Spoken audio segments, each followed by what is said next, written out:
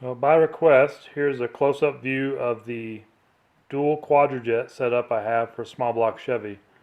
This was formerly on my Chevelle. I ran it for a couple years, and before Bandimere shut down, I swapped it out for a single Holley carburetor so I could do some back-to-back testing. So anyway, here I'll walk around here and show you the other side.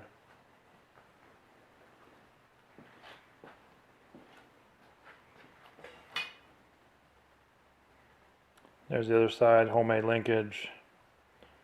Anyway, I'm going to tear this apart so I can share what I did. Um, as you can see here, I removed the choke horns because I knew I was going to have limited air filter clearance. And anyway, I wouldn't necessarily advise that if you don't have to, but it seemed to work okay and didn't give me any trouble. So we'll get into it. We'll take the top off this first carb.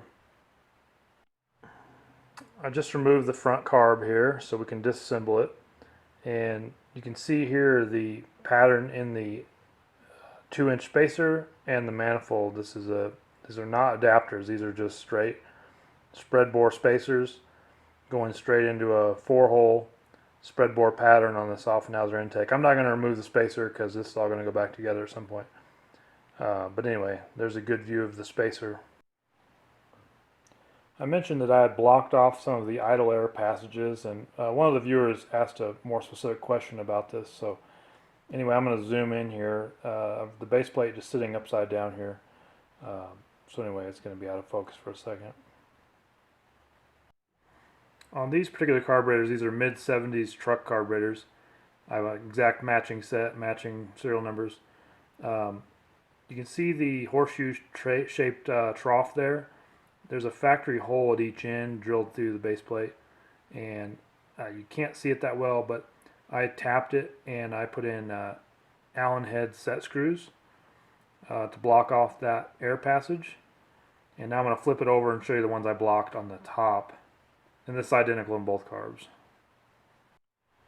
So you can't really see, but in those square holes, the inboard ones is where the set screws are I showed you from the bottom.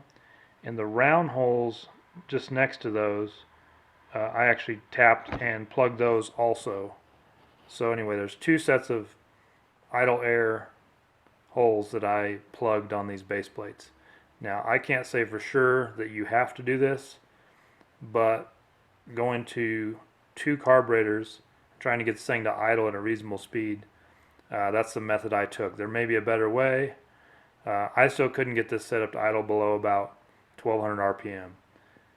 So I also live at 7,000 feet elevation. So, you know, if you live at sea level, this all may be very different.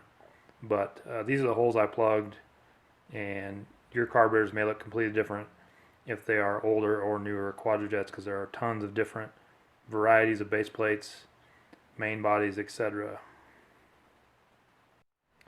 Here on the side, this isn't nearly as important, but I use my lathe to machine aluminum plugs to press in where the choke mechanism pivot went in the side here. You can see the shiny plug, and it just goes all the way through the wall of the main body there. This basically just keeps out unfiltered air out of the carburetor. It'll run okay without doing this, but I just tried to make this as nice as possible. And disclaimer here, I live at 7,000 feet elevation, so I ended up with my best setup running 72 primary jets, and I believe it's a 39 primary metering rod, and I ran a light spring for the power piston. So anyway, I used an Edelbrock spring. You can buy a kit. I had to buy 2 kits, of course. But anyway, otherwise these carburetors are pretty much stock.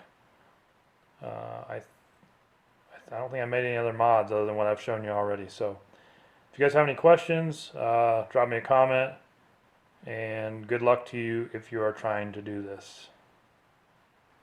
Thanks for watching, guys.